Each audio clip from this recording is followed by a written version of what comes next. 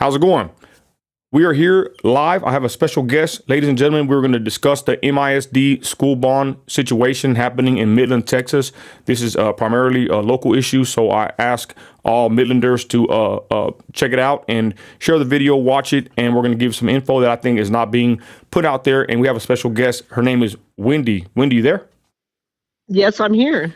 Thank you for joining me. And I just want to say real quick, this came across my radar about a week ago or so, and as I dig into it, I'm just discovering a lot of stuff that I think there's a little bit of maybe deceit, of course, ignorance on my part from not knowing what's going on. But can you give an introduction as to who you are before we start this interview? Go ahead. I will do that. My name is Wendy Parsley, and I am a retired teacher. I retired from MISD. I taught for 34 years, but I did 15 of those in Midland. And I taught over those years, I taught second grade. I did junior high ESL, first grade reading recovery. And then I ended in a homebound program, which is where kids that are very sick or in accidents or anything like that, then I get their lessons and take them to their house and do it, because even though they can't come to school, they still have a right to education. So that's kind of my background. So I'm special ed, gen ed, ESL, all level, all that. Okay. And right now there's an issue with the bond. Can you give a rundown from top to bottom? What's going on with this? What does this mean for the city? Can you give us some knowledge, some info about the school bond? I can tell you what I know. I can't talk a lot about the math of it, because that's, I'm not, I try not to say things that I don't believe are true. So it's $1.4 billion. And over the course of the 30 plus years that it will take to pay it back, it'll be close to $3 billion. And the information that they're putting out is saying that there's no tax rate increase. Not saying that your taxes won't go up whenever, but there's no rate increase. And that's primarily because the state is giving everybody a $100,000 homestead exemption when it was just $40,000. Well, that is if you own your home. If you own it and live in it, you get the homestead exemption. If you're a renter, you do not get that. So I think just something to keep in mind, that to keep that where people are coming in about level where their taxes won't go up, they had to lower the maintenance and operation part of the budget, which means if they didn't have enough money to do the maintenance on the schools previously, I don't see how they're going to have enough to do it after that, which means that at some point they're going to have to raise it. Also, the tax relief that we're getting, not the homestead exemption, but there's another tax relief that we're getting from the state that's helping offset the cost of this. That's going to go away after 2 or 3 years. They'll have to raise it then also. And I don't know how much it's going to go up, but I figured it's not going to be good. Wendy, and for someone, in layman's terms, and I guess a simple man like me, what does all this mean once all these expire, or when the rubber hits the road? What does this mean for the tax-paying citizen of Midland? And I guess I don't know how the renters are going to be involved in this, but what does this mean for the citizens of Midland? Well, your house payment's going to go up. It has to. If it doesn't go up initially, it's going to go up eventually. It has to. There's no way to pay back $3 billion without raising people's house payments. Well, go ahead. They're going to raise your rent too, because the people that own those properties are going to have their expenses go up, and they're going to pass that on to the renters. That's a problem I have, because that's a vulnerable population. People that are renting, people that are low income. You have a lot of teachers that rent.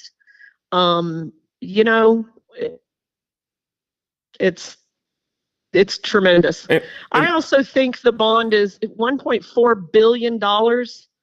If you go and look at some other places that have had bonds lately that are building schools, they're getting theirs for $300, $350 a square foot, which I think is high anyway, but that's not my business.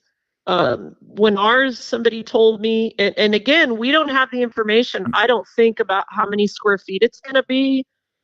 But I think somebody said it was coming out to somewhere around $700 a square foot.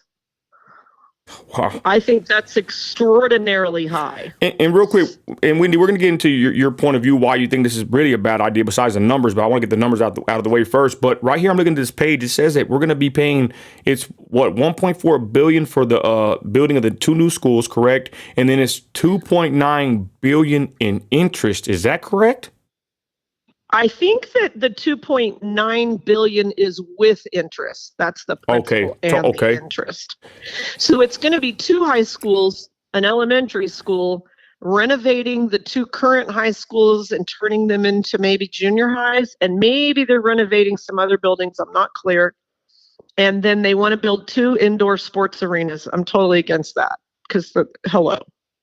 But yeah, that's what's on the bond. Okay.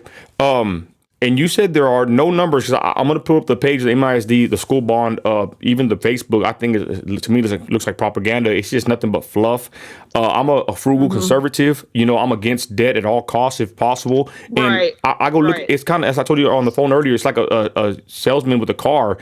People don't understand. You go to a car lot, you see the price on the window, but you don't see the actual real numbers of what it's going to cost you over, your the terms and the years with interest until you go sign for it. So I think that even the website for the MISD for the school bond it's on the MISD website.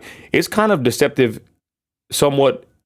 Reason being because it doesn't really give you the nuts and bolts of it. It gives you, like I said, the fluff. It's just like portraying the image, like I said, like a used car dealer showing you the nice shiny car, but you're not really seeing these kind of numbers. And I don't know if anybody out there knows or notices, guys, $1 billion is a lot of money. And then over $1 billion in interest. I said my grandkids are going to probably be paying for this because ain't we already in debt already? And then they changed Lehigh. That's a whole other topic, but they changed the name of Lehigh to Legacy. Don't we still owe money on that? And they want to still renovate or pour more money into that situation. But I digress. What I'm saying here is when I saw this, my eyes just jumped up. I'm like, what's going on here? This does not look like something that I want to be footing the bill for or sacrificing my children's financial future to be paying for something like this. And I'm going to be honest, ladies and gentlemen, my kids are homeschooled. We don't have no faith in the Midland public school system whatsoever. And my kids are not even utilizing the school. So I got to be honest, to my wife earlier, why do I got to pay the bill? Why do I got to foot the bill? And then people that they are going to come here and work here for a little bit, they're going to benefit from using the school for their children. And then 30 years, 40 years when they're gone, people like me that are going to live here for, hopefully till I retire or I die, I'm going to be here paying the bill while they're God knows where. But I'm going to go ahead and go to the website of the MISD school bond to look at it, y'all. I'm telling you, it's just very vague and it's pretty interesting and very telling, y'all. They're not giving us the numbers, the square footage. They're not giving us none of this. They are giving us the fluff. Go ahead, Wendy. I'm sorry. Right. The Bible calls that a lie of omission. Amen. When you leave something out intentionally to mislead people, it's a lie of omission, and that's certainly what it looks like. I retired a little bit early so that I could homeschool my children. Okay. So we still, we had. Our oldest son would have turned 33. He just would have turned 33. He passed 13 years ago, but he would have turned 33 this year. And then our next son is 21, and then we adopted 3. So we have a 17-year-old, 2 14-year-olds at home, right? So we still have kids at home. And I had to take those 2 14-year-olds out of school and homeschool them. So I retired early. Why did you take them out of school? If you don't mind me asking, why did you take them out of school? I don't mind you asking. Well, one of them, they come from foster care, and so there's some trauma there. And by the way, for people that don't know, there is a liaison. Every school district is required to have a liaison that helps with kids that are, come from adoptive foster care, those kinds of situations. But I don't even know if the teachers know that they have one of those people that is supposed to help and support those kinds of situations. But there's no trainings done on that for the teachers, how to deal with a kid that has trauma. So my kids came from that situation, and one of them had anxiety attacks, but they had stopped in first grade. Well, he gets to seventh grade and they start up again. And he was struggling in English in particular. And I kept asking, he needs help. He needs help in this. He's not doing anything at school. He's bringing it all home. What's going on? I said, so there's accommodations that teachers are supposed to do in the classroom. So tier 1, your first level, is just what you do for everybody, right? When you're doing a lesson, depending what it is. Tier 2 is, oh, you seem to be having some trouble. I got to help you a little extra. Tier 3 is when you go to special ed, right? Testing and that kind of thing. Well, I asked the teacher, I said, so who was non-certified, by the way, what are you doing for your tier 2 accommodations? And he told me that if I wanted accommodations, I needed to get my kid tested for special ed. I said, okay, let's waste everyone's time here. So we did that. And of course, he didn't qualify, but I had met with the principal. I had met with the teacher. I had done all of these things trying to get this, the situation remedied, and nothing changed. I don't know how many times I met with the principal or different teachers at this, and I'm not going to say the name of the school because it doesn't really matter. I don't know how many times I've met with them, and nothing ever changed. They don't answer parent emails. They don't put the grades in on time. You have a problem. You can't find them. You can't, I mean, it's just on, and it's not just that school. It's kind of, I won't say it's in every single school like that, because there are some where they're working their tails off and it's a beautiful, glorious thing. But generally, that's not. The people that are listening, they know that this is true. Yeah, I can attest to that. We have problems here. We have problems here. Well, and then beyond that, we have, out of our 5 kids, we have one that's on the autism spectrum, and so he was a SPED kid. But the district said, oh, no, he doesn't have autism, even though we had a diagnosis from a pediatrician, a counselor, a neuropsychologist, but MISD said, no, that's not what that is. So didn't want to give him any help, put him in the back unit, which is the behaviorally accommodated stuff. Those kids are labeled bad kids. I mean, we can understand it all day long, but nobody likes them. Not nobody, but they have a bad rap, right? There's behaviors that go with that and all of that. And that was dismal. Actually, I'm going to back up. When he moved to the next school, when he was put in the back unit, it was absolutely amazing for the rest of that school year. The people were in place. They worked really hard. He was doing so great. And the next year, it was horrid. All new staff. It was new administration. It was terrible. So that's an issue that goes on, not just with my kid, goes on with everybody's kids, that they're, kids that are in special ed have certain plans that are supposed to be followed, that are called IEPs or 504s, right? And that's like, imagine that you're standing outside the classroom door and you're in a hole, right? And the other kids walk around the hole to get in, but you can't get in there. You have no access to the learning that's going on in that classroom. And the IEP fills that hole in with dirt for you, basically, so that it's like providing a ramp for someone in a wheelchair, right? You need to be able to get in here and have us help you a little extra to do things differently for you so that you can learn.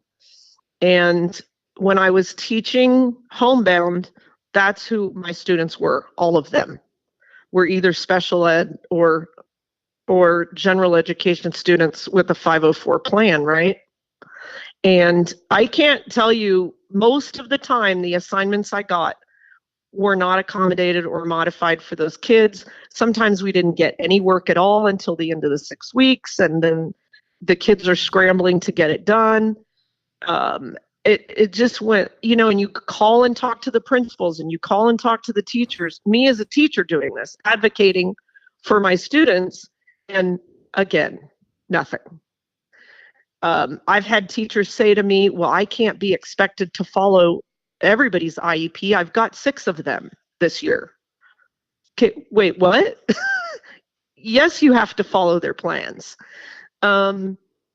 And this wasn't a one-time event. This is, if you know anybody with a special education student, you ask them to call in or comment on your I guess they can leave comments right below Yeah. your podcast thing. Yeah.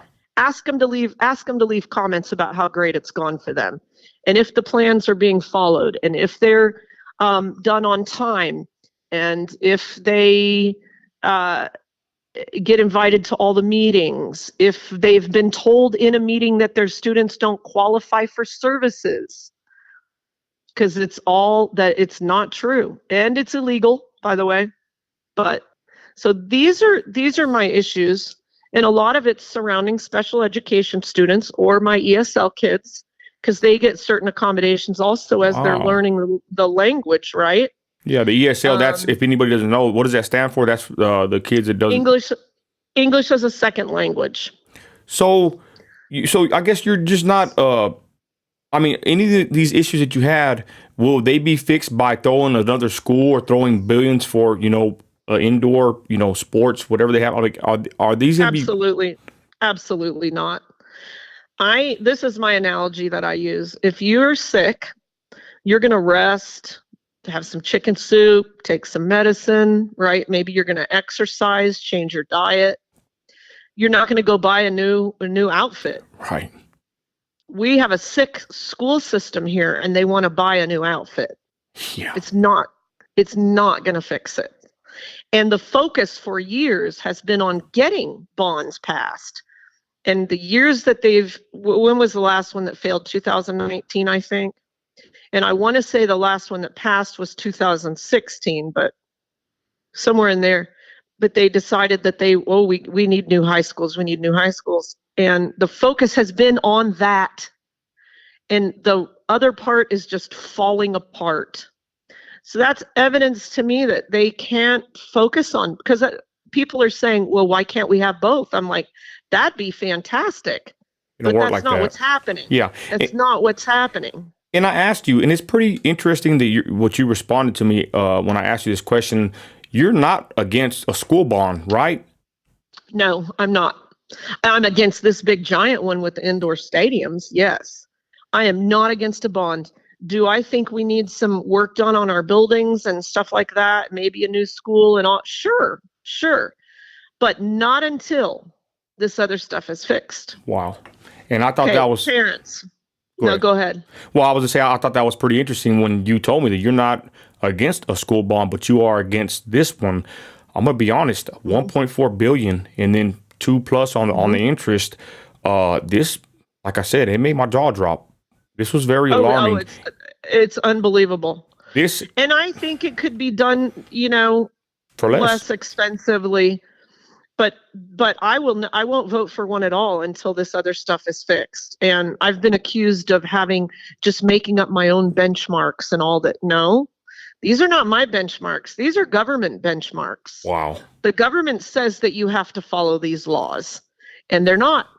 Central office personnel told me within the last 2 months that they know that about 50% of their teachers or pretend teachers have less than 5 years experience. They don't know how to read those special education plans I was telling you about. They don't know how to read them. They don't know how to implement them. They don't know how to accommodate and modify their lessons for their students. Where is their training? Why aren't they training? They know it's a problem. Why aren't they training their teachers? Now, here's the flip side of that. Teachers that don't feel supported or trained, or especially the new ones like mentored, they will not stay.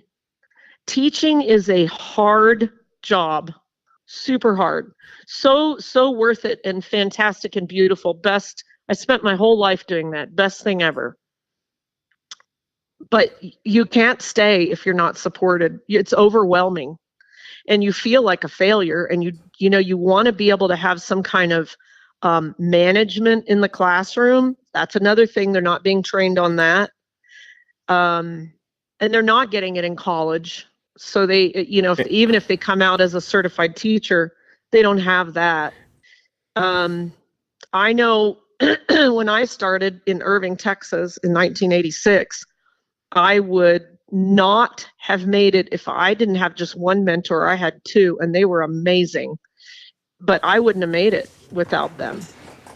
So, Wendy, real quick, in what's proposed, it doesn't say anything about training. It says a new Midland Legacy High. I mean, this is just, like I said, this is fluff. There's nothing. It's deceptive. I'm gonna be honest. The new Midland and Legacy High schools, middle school improvements, safety and security improvements to aging facilities, new elementary school. There's nothing here about training, like what you said. What really matters. And didn't you say? They can't. Go ahead. Oh, they can't pay for training out of a bond. The bond has to come out of the maintenance and operation portion of the budget. But there's money for that. There's money, and there's people that work at central office that can go to the schools and say, hey, let's say that we went to the high school, right? And said, okay, we're having a teacher support group. You want to come? Here's a survey to fill out. What do you need? What kind of trainings do you need? What are your biggest problems? Do you have kids that you don't know what to do with? Do you have struggles with the special education students? Do you have problems with discipline in your room? What do you need? And then start teaching little mini sessions. They already have the personnel that are paid to do that, right? And they have money to bring people in, but also they have people that have volunteered to help them, by the way, me being one of them, that would go in and help mentor teachers. So I have a teacher I'm mentoring now, but she works at a private school. Wendy, I have a question. You said something else interesting. You said that you were at, or you knew about a school that had a brand new building and it was beautiful. Can you touch on that? Yeah. When I was in Irving, so I've taught in Irving pre-K for 3 years, right? And let's see, after my second year, they built this new wing on this kindergarten, pre-kindergarten wing. And we had little kitchens in there. We had our own bathrooms. The rooms were gigantic. We had, our little play centers and all that. It was just magnificent. And the principal that was running the school was difficult. That was back in the day when all the principals, they were coaches and then they became principals. And so, the coaches stand on the sideline and want to yell at everybody and all that. And back then, being a young teacher, I was just terrified of that. And that's why I left. So if the building was going to keep me, I would have stayed there. Wow. But I left because I wasn't getting now I got mentored. I did get that. So I stayed 3 years, but there's other things, that they've got to have good management. And there are some really excellent principals in Midland that it would be so great if they would take advantage of them and say, hey, can you mentor this other principal? Can you give us some tips on things they need to know, so that those things could be written down? And there's a ton of ways to do it. And then there's some really, really good trainings on how to have relationships with the kids in the rooms, because I think that's a missing piece. Well, I don't think it, I know it. It's a missing piece that if you don't have a relationship with your students, they're not going to work for you. And if they don't work for you and then you try to push them and you try to be really authoritarian, you're outnumbered, by the way, at least 20-1, right? And if you go at them and then they come, there's a few kids that will sit and take that, but there's a whole bunch of them that won't. And now you got a problem, because now you got mad kids in there. You've created an enemy. And I agree. That could be addressed differently too. I'm not saying that there wouldn't still be some students with bigger problems than that. I'm saying that a lot of it can be alleviated by building relationships with your students. Okay, hold on real quick. Yeah. Okay, so I'm here on the Energized Midland Schools page. I guess they're advocating, to push this. I got a couple issues here, but one thing I want to touch on before we move on to the safety, because I saw someone say that I don't know if MISD really takes safety that serious. from what I'm hearing here. But before I touch on that, them saying that this is going to help bring more teachers to Midland. Do you think that that's a valid statement that this was going to happen with 2 new schools? I don't think it will, but let's just say that it brings some new teachers. I don't think it's going to be enough, but they are not going to stay if they're not supported. They're just not. I mean, look at the beautiful buildings that other businesses work in, you know. Yeah. If you go in there and it's an unhealthy work environment and your boss is not doing their job and you don't feel supported and like you know what you're doing, you're not going to stay there. That's not just in education. I think that's in everywhere, really. Well, let's be honest. Look at the cost of living here. You know, I mean, Well, there it is. That's an issue too. It's high. And so let's say they give a salary raise and they have, you know, like their sort of subsidized housing that teachers can live in, and they put you in a new building and it looks all great, but I'm telling you they won't stay if they're not getting trained so that they feel successful. well, it's like you said earlier. They were basically just we're not treating the problem. We're just trying to throw money in new buildings at this, and it's not fixing the core issue here that we're having. Right. I don't know if you know about the security. They're saying that they're going to have more updated, stuff for security. I don't know if you know anything about that. I saw someone had made a post about someone saying that there's issues now with the with the schools now that the MISD doesn't even want to fix those issues. Do you know anything about that? Yes. Somebody else said something. Oh, you have these supposed sources. I'm like, I'm not blasting these people's names, please.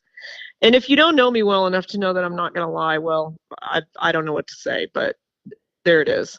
I know someone pretty well who used to do computers for MISD, but specifically the technology associated with the security stuff. Okay. And he said that at one point they called because I don't know if they called because the cameras weren't working or if he was looking at something else. I don't know how. But he lifted up the ceiling tiles and the cameras were just attached to the ceiling. They weren't even wired in. And they were really expensive cameras, but they weren't even wired in. Wendy, I hate to say, who would say that wouldn't happen with the new school? Well, I mean, I would assume if you hire contractors that they would actually hook it up, but somebody's got to keep it working, Yeah. There's right. doors that don't, I mean, there's loads of schools where you show up and the doors are propped open. They're not supposed to be, but they are. So they have those sensors on them, which is supposed to alert somebody. I don't know who. Hey, you've got a door that's propped open, right? Wow. But that system doesn't always work. They have shut-off buttons that somehow, in the front office, like if somebody comes in that shouldn't be in there, heaven forbid, someone with a gun or something like that, they can hit that button. It's supposed to lock all the classroom doors because they're all electronic, all the classroom doors and the exterior doors. And I guess it sends off alarms and maybe calls the police, right? Some of those don't, or I don't know if they're working now, but there was a long, long time that they didn't work like they were supposed to either. So he said that they would ask for parts or things, like, hey, this doesn't work, we need this, and they couldn't get approval to get the parts to fix things. Wow. So. What does that tell you? Mm-hmm. Well, they want to stand up and say that security is important, and security is important, but you can't just say that and then you have to actually follow up on it. I don't know. That's pretty messed up. Well, you're telling me what I'm kind of digging into. Like I said, I'm just now looking into all of this, and again, I just see these big numbers. I'm a lifelong Midlander. My family's here. My kids are already out of the public school system. I'm just against all new taxes whatsoever. They're also saying, I guess you touched on it earlier, but they're saying that the rate's not going to increase. You said that, is that a lie? Well, they're not increasing the rate initially, right? So there's two parts to the budget. There's the M&O, which is maintenance and operation, and that covers like your lawn care and your salaries and your cleaning supplies and your repairs and your like everything, right? Utilities. And then the other part is the I&S, and that's the interest and sinking, and that pays for debt. Okay. Well, those two things together, and I don't know the exact number, so I'm not going to say one, but they can't be over a certain amount. It's set by the state, right? But we're not at the top of that number, by the way. So when they raised the I&S portion from I think 7 cents to 21 cents per $100 of value, they dropped the maintenance and operation portion, and I don't know how much, but they dropped that to offset it so that so the number would stay the same, right?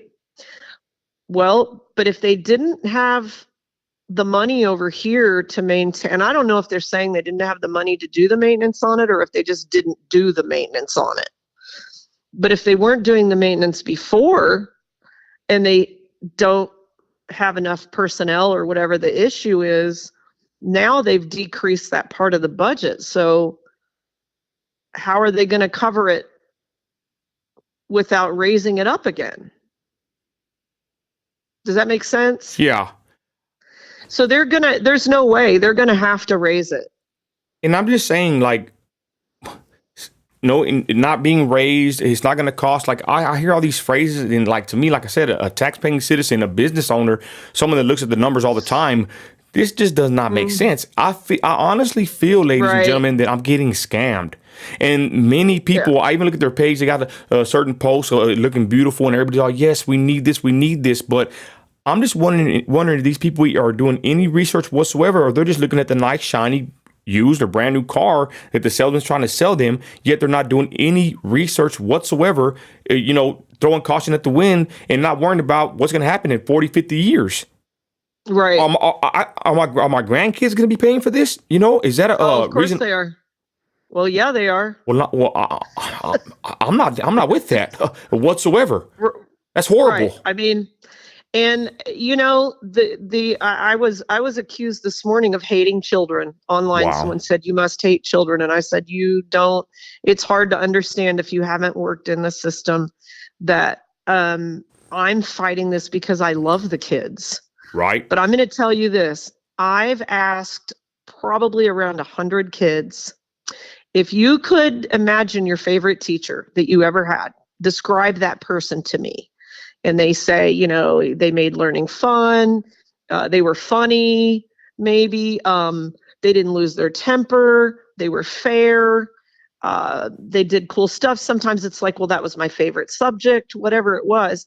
I said, if every classroom you had, that teacher, right? Mr. A. If Mr. A was in every classroom and you had to pick between that or a new school, what would you pick?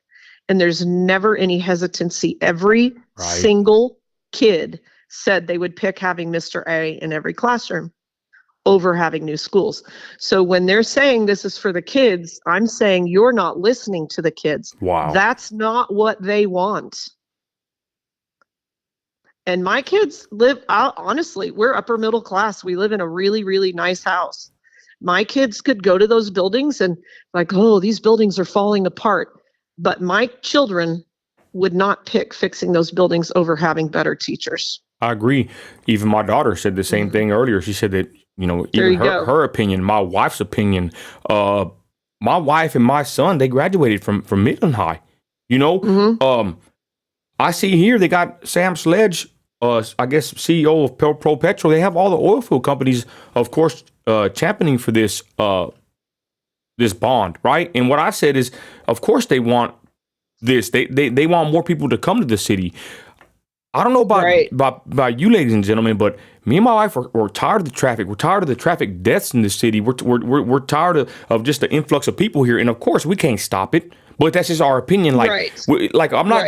Someone said, "Well, you're not going to be able to stop it. It's going to happen." But you know what? I can at least not partake in this or promote this of my city just getting bigger and having more people? And then what kind of teachers are we going to get here? Are they going to teach are they going to have good teaching? Are they going to teach some kind of weird ideology? Like, you know what I'm saying? Like, people don't understand. They think they're going to get these good teachers.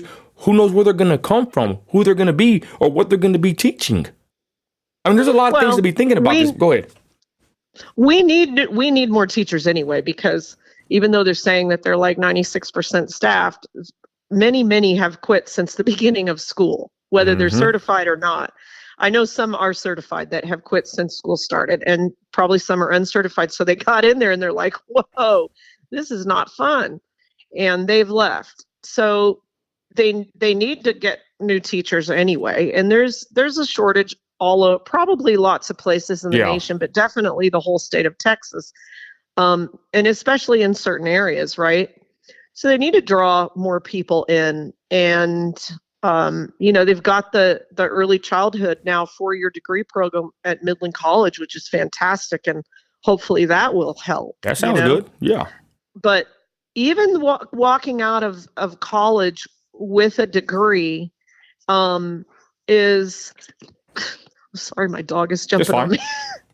I know how it is. I got 4 dogs. Winston. I was sort of ready to do the job, but not completely. And we were actually taught stuff like how to set up your classroom and how to do management and writing lesson plans and all this, that they don't do a lot of that now. They teach a lot of teaching to the test. So I feel like they're coming out, the basic stuff about how to run a classroom is lacking anyway. So there has to be, we have to fill in with that no matter where they come from.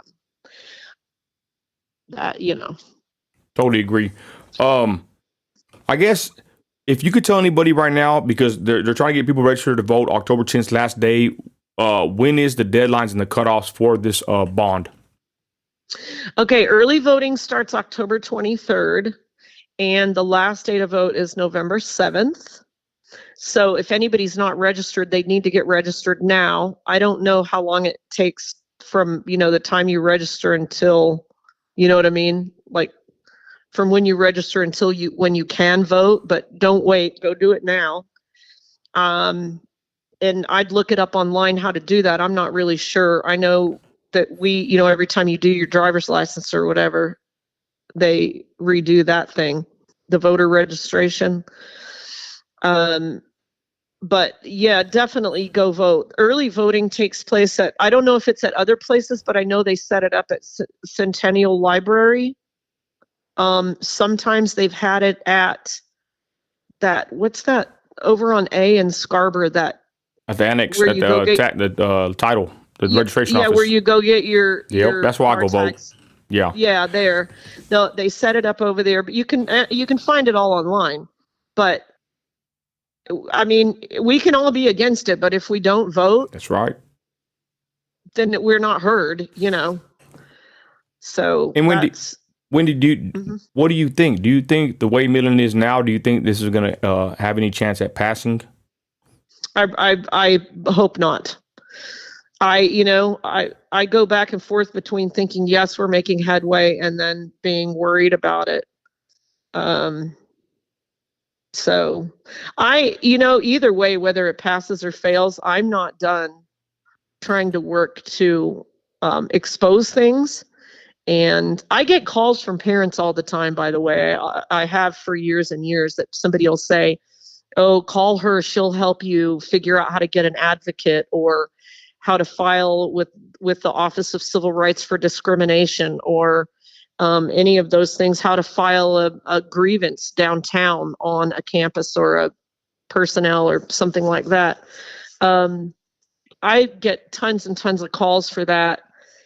And I hear stories all the time that you would just curl your hair. You just can't even believe it.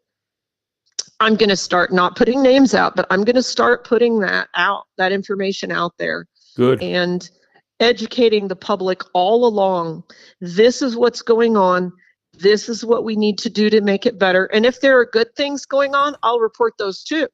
Absolutely. I'm with you. But we've That's right. We're gonna be in this together, because I would like to do a podcast just on that, little bitty snippets, but I don't know how to do that. So you can partner with me on that, I'll help you.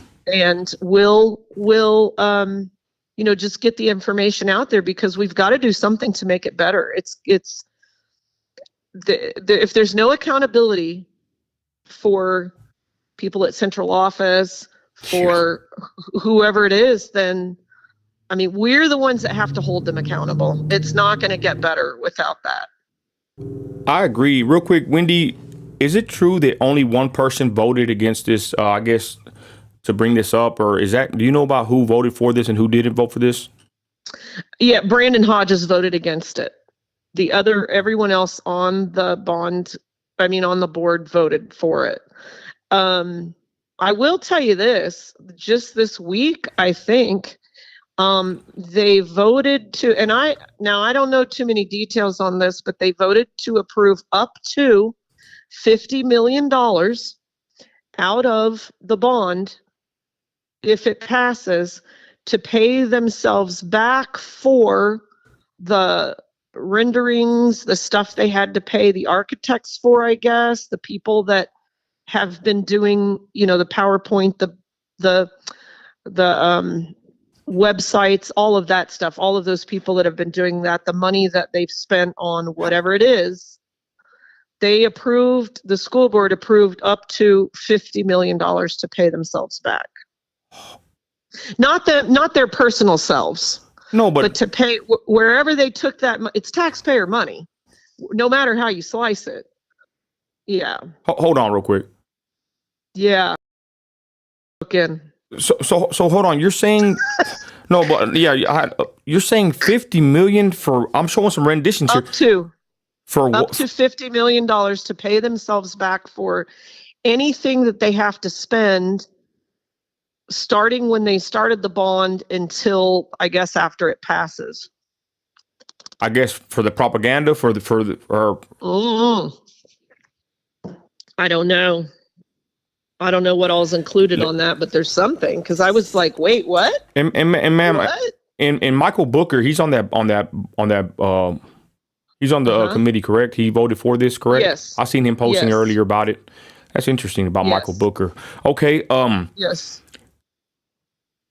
What I really find odd, a couple issues I have with this, but I'll be doing my own podcast, talking my stuff about this. But what you said earlier and what people need to realize is there's like, I don't see a line by line itemization. I don't know how you say it. I don't see a breakdown of all this. Is there a breakdown of the money? Go ahead. Not that I've seen. And I have been asking, like, where's the budget, like the line item. If I had a contractor come into my house, I'm going to ask him, how much is the tile? How much is the paint? How much is the labor? How much is the whatever, right? What am I exactly paying for? And what I was told, assuming this is correct, was that they have until sometime the middle of October. And I don't remember if they said the 14th. It can't be the 14th, because that's a Saturday. So it must have been the 17th. I don't know exactly, but they have until sometime in there to get that information together, to release it. I'm not sure. What if they don't? I can't answer. I don't know that. Cynthia has an interesting comment. She says, attracting teachers, people don't move to where they want to work. They move to where they want to live. Teachers can work anywhere right now. They have to want to live here. New school buildings aren't going to recruit new teachers. Can you touch on that? Yeah, I mean, that's fair. I mean, you're thinking of like teachers that are just getting out of college, and they're young and they're single and they're cute, and they drive over here and they're like, what? Yeah. I mean, it's not much to look at. I get it. But a lot of families end up here because, one or both of them or whatever works in the oil industry or banking or whatever else, right? Or they have family here, and so they come back for that. And then, so those people will come to teach here. But they'll take a job whether it has a new shiny building or not. And I'm just going to say, when I went into any of my classrooms at the various schools I taught at here and in other districts. I've taught in 3 schools where the hallways were outside. When you opened the door, you were out, it was a sidewalk and you were outside. And when it rained, you had to hope it didn't leak in. You know what I mean? Yeah.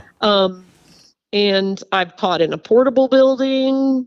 It never to me was the reason that I came or stayed or left. It was just about the other stuff. It was about the kids. It was about, I don't know. What do you what is the most glaring or the most outrageous item you see that you know of in this bond package? Do you know? Yeah, those 2 indoor sports arenas. My goodness. I don't even have words for that. I don't even know. And they say, well, that's a very small portion of it. It's a very small portion of $1.4 billion. Okay.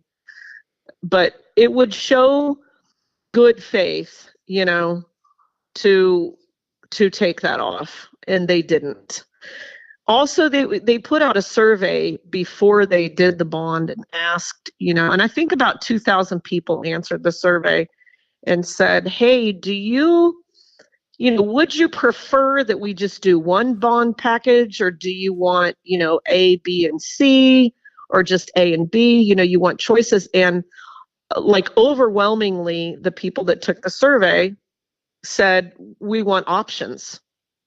And about 2-3 weeks later, they said, oh, we're just going to go with this one thing. We're not going to give you that sounds like the MISD. That sounds like what they would do. Yeah, they asked what everybody wanted. And when everybody said that, then they just didn't do that thing.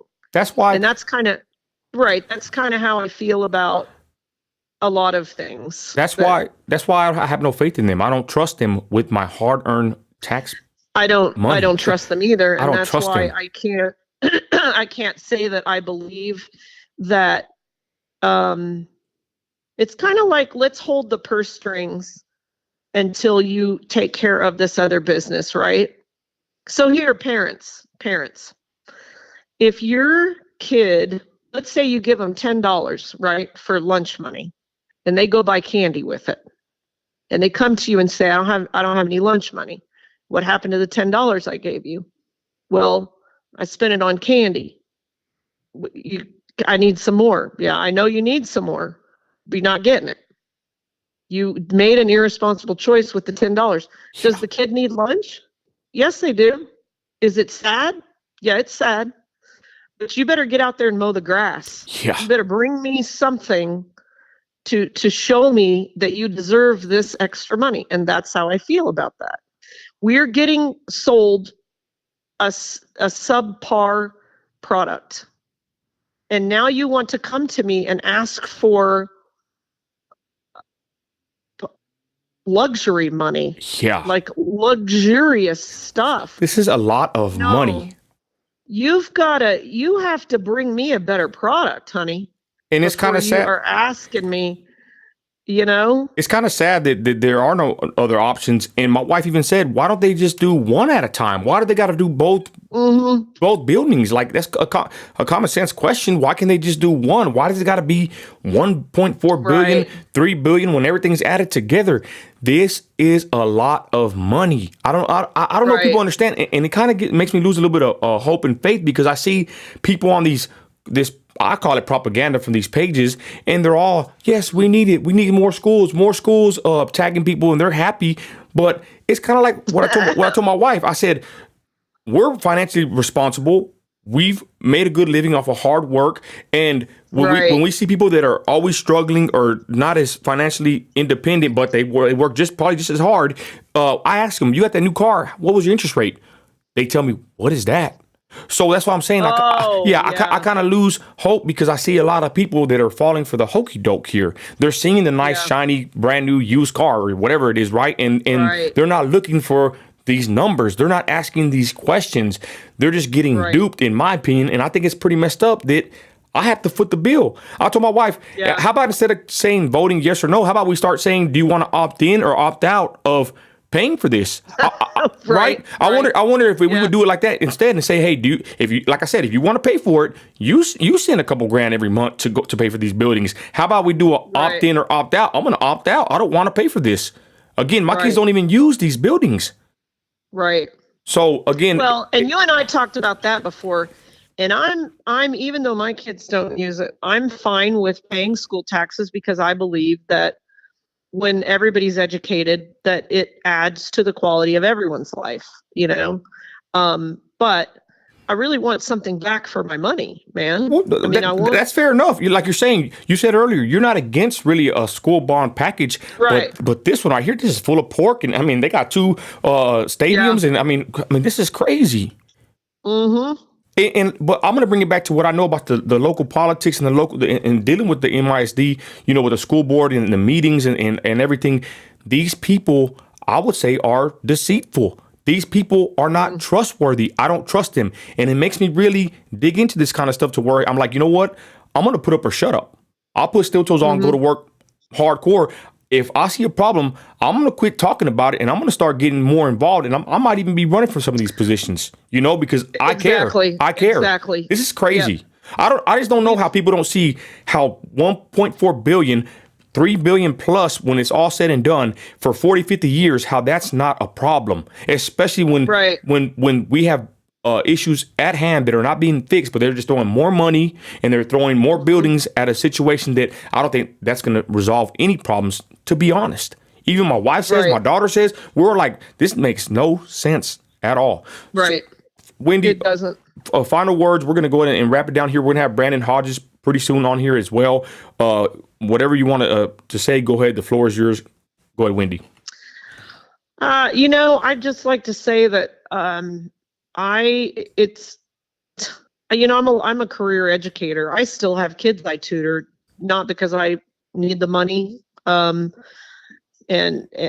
because I really like doing that. I love teaching. I have homeschool parents that I work with. I have teachers that I mentor.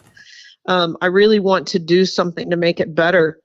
And I've just been disillusioned over the last how many ever years that, talking about a problem, you think people are going to go, oh my gosh, you're right, we should fix that. And that's not what I've seen happening. And until I see that happen, at least moving tremendously in the right direction, I'm against it. And like you said earlier, it's pretty telling you're not against a bond package. You're just against Right. this one. I'm against our kids being ripped off, man. Our grandkids are going to be paying for this. Yep. Well, and I'm talking about their education. Yeah. I'm looking at the robbed. Yeah, I'm looking at the financial aspect. Yeah, you're looking at that. It's not. And then I'm gonna be honest. My wife even said, well, she knows about the high schools here. They're throwing them just laptops, and my daughter's having to Google answers. And she said that she had to ask the teacher a question. The teacher said, I don't know, and my daughter had to Google the answer in high school. Yeah, that's another issue I have is that everybody has a computer. I'm going to tell you what, do kids need more screen time? No, they need less screen time. They need hands-on. If they're going to learn everything off of the computer, why am I in the classroom? Right? I got to serve some purpose here. We need to be mentoring them. We need to be teaching them something. But when I was in school, you went down the thing, you got like 20 worksheets and you stapled it together. And then the teacher did the little reading groups and you sat at your desk quietly and did your little worksheets. And I remember in second grade when I decided I wanted to be a teacher thinking, there has got to be a better way to do this. This sucks. Yeah. Now they're doing the same thing, but it's on a computer. Wow. I'm not in favor of that. And when the kids go up and ask, hey, I don't know how to do this, I don't get it, they're like, sit down and figure it out. Why did you get up this morning? Really? So I'm against that, but there again, they need training. And you got to train these people. And real quick, I had heard that they're going to have some kind of a big screen in there or something. Is that true? Like they're going to have I forgot what they said. It's like I forgot. I don't know if you're familiar with that item, but they're going to have some kind of projection or something high tech. I mean, Have you heard about that, or you haven't heard about that? Oh, the whiteboards. I don't know. The I'm not too sure. I'm not too sure of it. More well, no, screens. they've had those for a while. Well, now I don't know exactly Okay. what they're talking about, but we've had smart boards for a long time. I think it's something And else. those are, oh, I might be it may wrong, something else, but again, look. well, smart boards are super cool because it's sort of like a chalkboard, except you have a pen that's like computerized, and you write and you can change the color of it, and you can pull up videos and put up there that go with your lesson. You can do your PowerPoints up there. There's games that you can get where you take your hand and move it on the screen. It's like a sort of like a giant iPad. Yeah, I'm not sure if that's very, very cool. Yeah, I'm not sure if that's what it is, but again, I'm barely digging into this, ladies and gentlemen. This is not going to be the first, video we're going to do on this. The more we dig into it, the more info they release. Like I said, it's kind of weird. I'm on their website. I can only click so many buttons. They don't have any more info for the citizens of Midland. It's kind of weird, kind of deceptive in my opinion. But with that, Wendy, I thank you for coming on here. Thank you so much. I'm glad you came on here. And again, I already told you in the group. What group are you in? Is there a Facebook page? There is a Facebook page. It's called Midland, Texas School Bond No.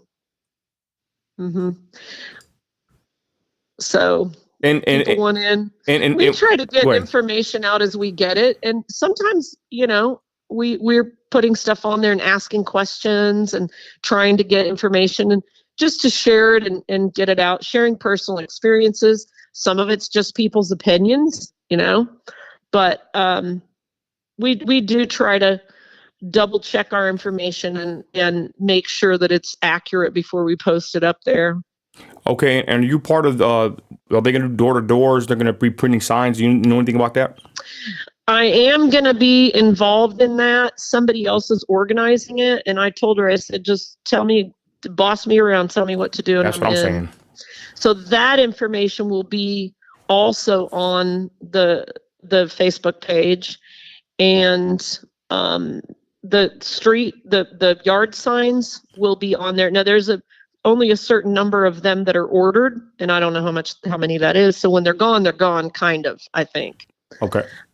But yeah, as soon as I think they're supposed to be coming out next week, but I won't swear to that. And Wendy, the last bond passed or failed by how many votes? Oh, was it 46?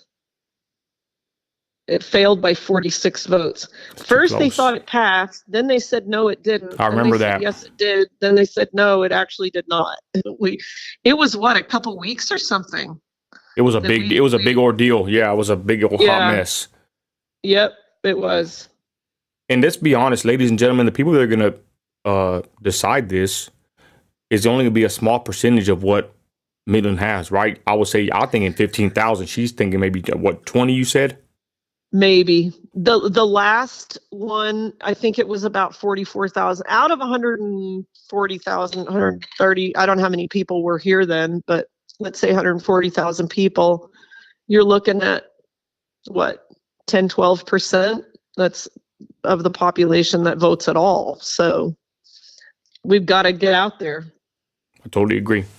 All right, Wendy, well, thank you for calling in. And everybody watching, please check out the groups. And you know what? Make an informed decision. If you want this, if you want to opt in and you want to pay for this with your hard-earned money, your taxes and all that, I guess, make an informed decision if you can and vote your conscience, I guess. Wendy, thank you for joining me on the live. Thank you. And God bless you. All right. Thank you. You too. Bye.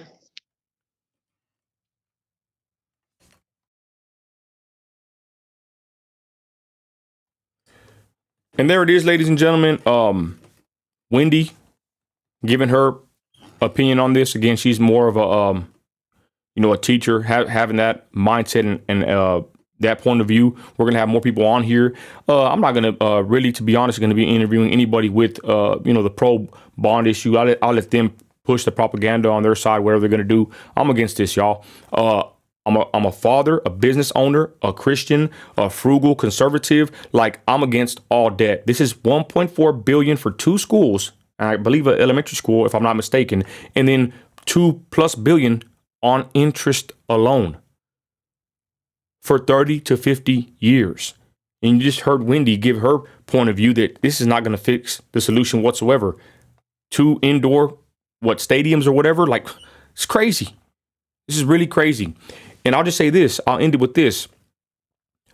I want to keep Midland small. I know I can't stop it from expanding. Of course, I'm just a mere one person. But me and my wife, we hate the traffic here. We hate the traffic accidents and death here. We hate that people come here from out of town, from God knows where, God knows who they are. We don't like it. And that's just our honest opinion. And for them to push these schools to get more people to come here, we're against that. And again, like I said, I can't stop it. Nobody can stop nobody from moving here. But I'm not going to just sit here and just let it happen on my watch. Again, make your own informed decision. I think you, to whoever watches now and on the repeat, again, register to vote. It's the 10th, I believe, is the deadline. And the voting starts, the end of the voting session is somewhere around November, I believe. Point is, get registered to vote. If you can, vote early. And I would ask you, Midlanders, lifelong Midlanders, people that care, to vote no against this bond bill that's just full of pork and wasteful spending that I don't believe is going to fix anything. It's just going to give us more problems and more headaches. And I don't trust the school board whatsoever. MISD, Michael Booker, all of them, y'all. To be honest, I don't trust him for nothing. That's a major reason why I'm against this, because we can't even get an itemization report of this whole bond. And again, I'm just barely digging into this, ladies and gentlemen. And trust me, I'm going to go full throttle against this package. Mark my words. So with that, y'all, I'm going to get out of here. Thanks for watching. God bless you.